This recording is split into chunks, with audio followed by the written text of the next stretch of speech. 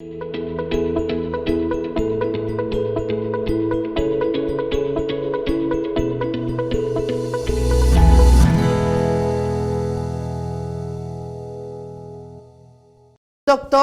de verdad que su currículum es bastante extenso, tendríamos que llevarnos todo el programa para ello, y nos ha representado en diversos congresos a nivel nacional e internacional con el tema de los derechos humanos. Bienvenido, muy buenos días. Gracias, muy amable Lucero, por esta recepción y por esta invitación para platicar temas trascendentes en materia de derechos humanos. Al contrario, doctor, muchas gracias. Justamente, los derechos humanos interamericanos y su impacto en México. De este tema tan controversial en las últimas semanas, que se ha, bueno, digamos ya prácticamente en la última década, ¿no? De este tema de la prisión preventiva oficiosa y el arraigo. ¿Hasta dónde tenemos el derecho y hasta dónde faltamos a terceros, doctor, en este tema? Bueno, son temas muy sensibles porque representan en primera un debilitamiento del Estado. ¿Por qué un debilitamiento? Porque no tiene instituciones serias, responsables, que hagan investigaciones adecuadas. Y entonces lo que tiene que hacer el Estado para combatir o pretender combatir la criminalidad es utilizar figuras penales muy graves como el arraigo penal, que se encuentra en la Constitución Política Mexicana. Y es algo muy lamentable que dentro del capítulo de derechos humanos se encuentre el arraigo penal. Este tema ya había sido comentado por la Suprema Corte de Justicia de la Nación hace tiempo, en el 2006, cuando se hizo una reforma en el Código de Procedimientos Civiles Penales de Chihuahua y declaró inconstitucional la figura del arraigo penal. Pero ¿qué pasó?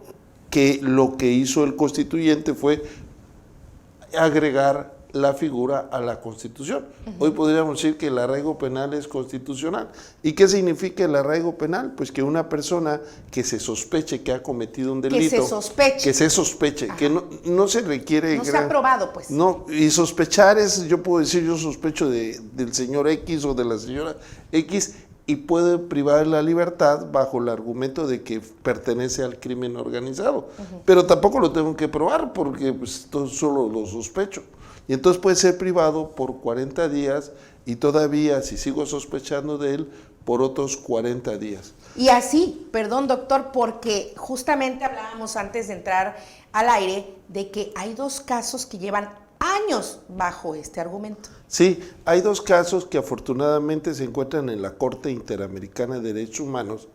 Este organismo internacional o convencional representa una oportunidad para las víctimas o las presuntas víctimas para concurrir a ella cuando se considere que se ha violado derechos humanos. Actualmente 20 países de los 35 que componen el territorio de nuestro continente aceptan la jurisdicción de la Corte Interamericana, entre ellos México. México ha sido condenado a alrededor de 14 casos y hoy hay 2 casos de personas que han sido torturadas, que han sido sometidas al arraigo penal, y otra figura todavía más cruel que es la prisión preventiva oficiosa, que nuevamente se ha incrementado en el capítulo de derechos humanos las clases de delito que inmediatamente se les fija prisión preventiva oficiosa. ¿Qué quiere decir? Que el juez no va a juzgar, solamente va a aplicar. Como una medida cautelar. Es una medida cautelar, pero es una medida cautelar. Generalmente las medidas cautelares son provisionales, pero en estos casos que están en la Corte Interamericana, las personas pueden llegar a estar privados de libertad por prisión preventiva oficiosa hasta 17 años. 17 años en todo este proceso de saber si es o no probatorio el delito. Exacto, si no ha habido una sentencia que decrete que estas personas tienen una responsabilidad penal, pero desde el momento en que se les aplica la prisión preventiva oficiosa es como una sentencia anticipada. Y entonces la sentencia final solamente va a confirmar la sentencia anticipada, que esa es la realidad de la prisión preventiva oficiosa. Y lo que ha hecho el Estado mexicano es ir incrementando dentro de la Constitución cada vez más delitos que en determinado momento deben de purgar su proceso ante ante la cárcel, en la cárcel.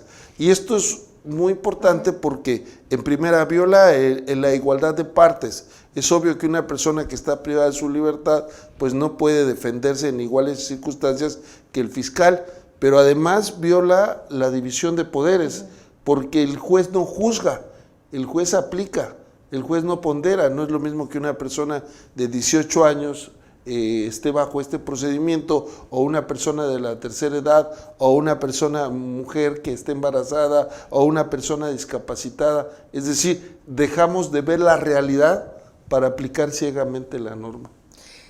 Doctor, este tipo de delitos, ¿cuáles son los que toman en cuenta esta medida? Pues son los delitos más graves, ¿verdad? El feminicidio, el robo de hidrocarburos, la corrupción, violaciones sexuales a menores de edad, etcétera. Pero aquí es bien importante que no es que estemos defendiendo a criminales. Porque ahí también por eso le decía al inicio, ¿qué tanto podemos avanzar con nuestros derechos sin afectar al otro? Por las víctimas, sobre todo. Sí, lo que pasa es que vamos a crear nuevas víctimas, porque como las investigaciones no son serias ni responsables, al sospechar de las personas, al basarse nada más en el tipo de delitos que se le acusa, lo que estamos haciendo es criminalizando el proceso penal, porque no ha resultado en la práctica esto. ¿Y qué sucede?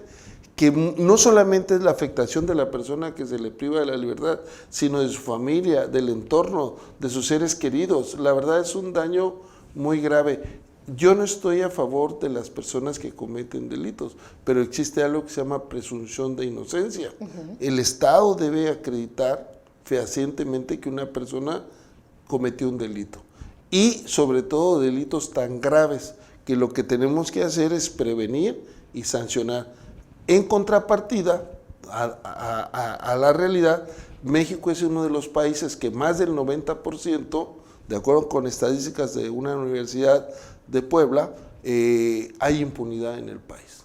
Porque justamente se hablaba de este tema en controversia desde el centro del país, justamente de que pues los reclusorios, los centros estatales de reinserción social, en fin, todos estos lugares están llenos de gente presuntos, ¿no?